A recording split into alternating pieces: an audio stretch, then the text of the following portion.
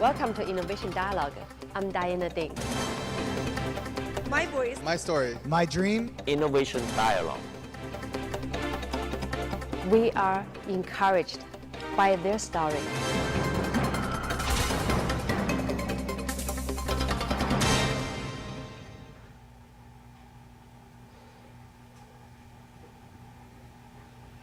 Welcome to our show, and today we're going to talk about U.S.-China cross-border investment insights. And with us, the speaker is Mr. Eugene Zhang, and he's a founding partner of TIC Angel Fund. So, Eugene, thank you for coming. Thank you for inviting me. Tell us about TIC Angel Fund.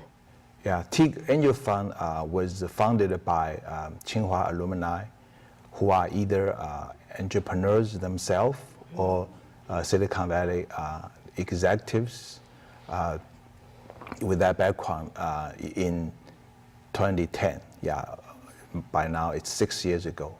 6 years, and you have invested more than 100 startup companies, right? Yeah, more like 140. Yeah. 140. So are you happy with the result, and what's the turnout? So far, we are doing good, we believe, yeah. So our first fund is very small, very tiny, $4 million with 25 companies. Second fund was $10 million with 50 companies, and now we are in our third fund.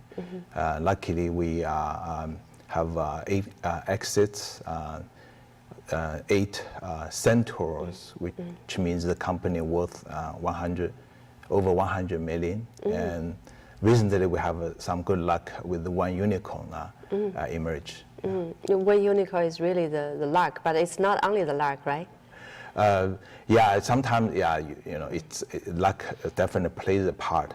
But this happened to be a very deep technology company. So, yeah, we, the technical made a technical bet early on. Yeah. So, what's the special strength of TIC Angel Fund? So TIC, in a way that everybody has a technical background. All the partners, 10 partners, everyone has a technical background. We work in a very team kind of a spirit team. What's unique is we help provide value to the entrepreneurs. That's everybody has operating experiences and local high level kind of high tech company executives have business exposure. Another element is the China angle, because everybody has roots in China. So, and our investors, our LPs, many of them are very successful entrepreneurs in China, and some are here. So we help provide our network the value to the company we invest in. Probably China angle and China network is a unique value you provide for these startup companies. And today we're talking about China-US cross-border investment. Yeah. So what is cross-border investment in your opinion? Yeah, so it evolved even during our six years. In the early stage was more investing in a technology company. Then they try to open up China market, for example, like solar technology, semiconductor, so that kind of very hardcore technology, have a technology barrier to go to China. So that's the kind of the early phase. But now it's really evolving into a bi-directional. So capital coming from China to US. Some of the U.S. company, not the technology play. For example, one company called TOK TV, they are doing soccer. They have the connection with the Premier Soccer League in Europe, and then we help them to find the China investors and then find the China partners, so that they are, the network in Europe soccer team can have a China audience, for example. So it's really become very bi-directional right now. Yeah. As what you just mentioned, the large amount of capital is coming from China to United States. And this has created many opportunities, but also have some challenges, right? What's the challenges? Yeah, the challenge is just like US and China, they are too big, Economy. market, economy, and at the same time, actually, very deep. Each country has deep. The word is deep. Basically, the culture is all very strong. We have a strong U.S. culture in high tech or innovation. It's pretty much the Silicon Valley culture, very very deep. And then versus China, quite different. Sometimes the value are not totally in sync. So that is the culture side is the more challenging for China company coming to open the U.S. market. It's not easy either. And versus U.S. company coming, that's why I mentioned earlier the soccer company, they must have a China investor and a partner. Otherwise, it's really very difficult to penetrate into any China market. You mentioned about deep several times. Okay. For your TIC angel fund, you also call yourself as deep investment. So what is this deep means and how deep it is? Yeah, deep tech basically. Yeah, so it's so basically it's the technology. It's not obvious basically. Right? It's not like people just have a business degree can easily make a judgment. Of course, when we do investment, there are other elements. Technology is one important piece and very important piece. Because of our background and we have the technical expertise, so it's with the technology company it's a natural fit. It's a kind of a sweet spot for us. For example, how deep it's. For example, this company called Quanergy, it has a light, right? Electronics. It's a cross discipline or cross kind of sector kind of technology. So you have to know. Kind of have an expert in each of the area to make a technical judgment, right? And then you can do the business, kind of the judgment later. But without a technical, it's very difficult to move to the next phase. Actually, this raises the high standard for the investors. Right. You're not only a good investor or an entrepreneur yourself, you have to be the expert in a certain field, right? Yeah, that's. I believe so. I believe so. This is the from the old days. The just financial investment. Those days are maybe kind of over. We can call it. So, the technology is penetrating so many areas. New things popping up. So it requires all the startups. Require investors to be very savvy for the sector they cover. So for us, we go quite broad, but also we go deep. So without going deep, it's we don't think you can because so many companies, how do you select? That's become a bigger challenge. When the old days is over, and for the new days, you also need to have the vision. And so, what is the trend for the investment, especially on the cross-border investment? Yeah, trend. Okay, so right now, some people call it we are in the third wave. Technology penetrating into life science, biology, enterprise.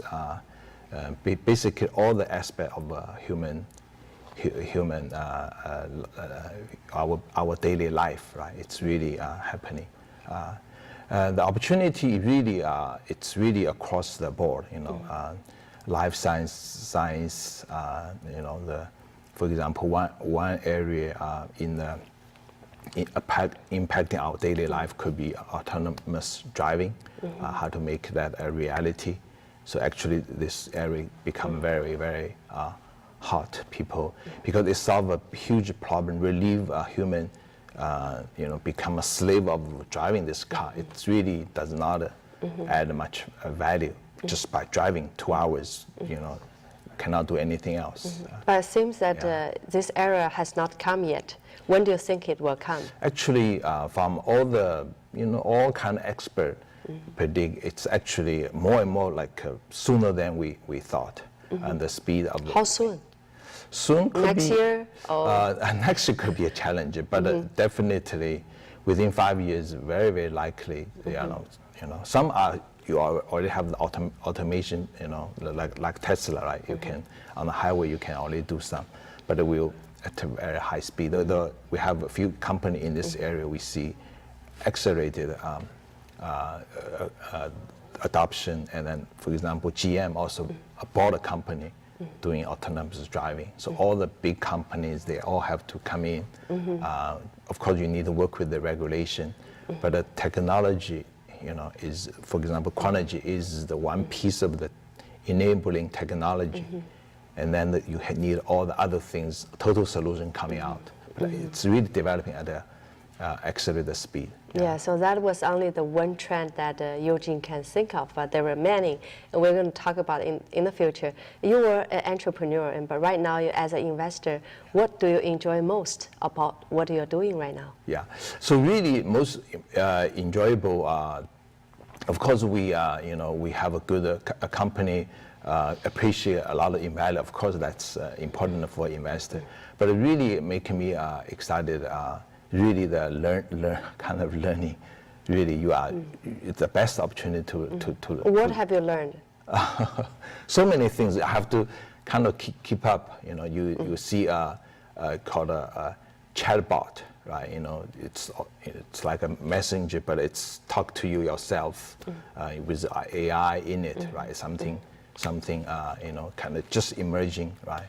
And then you have the big data. People know about Hadoop. Now the Hadoop evolved into how to make it more real-time processing.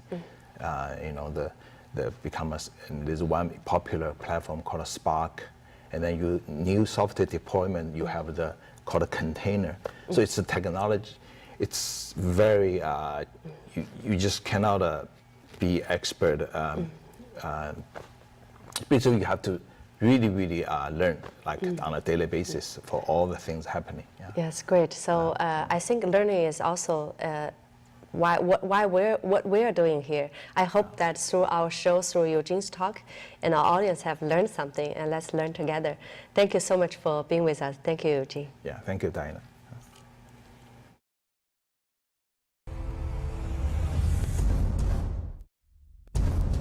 As a startup in Silicon Valley, innovation is our DNA.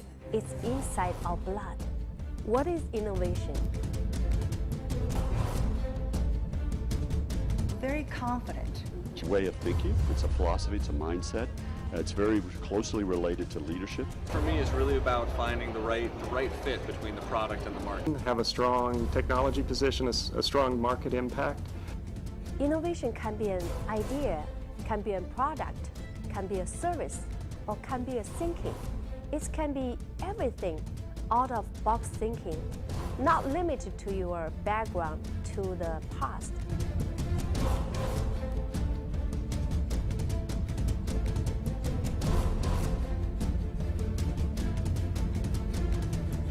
Welcome to Innovation Dialogue. I'm Diana Dane, and today we are going to talk about Cloud Festival. Today we have Carrie Davis, and she's here to share her story, which is so inspiring.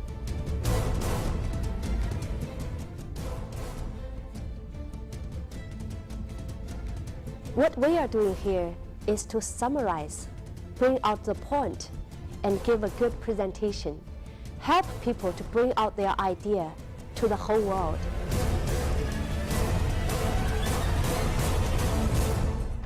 It's very important to be able to spot human talent and to be a good leader. More importantly, it's how our corporate and partners perceive the value that's come out of the event. It was all about seizing the opportunity rather than looking at the world as a set of problems. I want to change the paradigm of angel investing being local. I want all of us to think global and to look at great opportunities in Asia or Europe, wherever it is in the world. Come to Ding TV. Let us work together to bring out your idea to share with the whole world.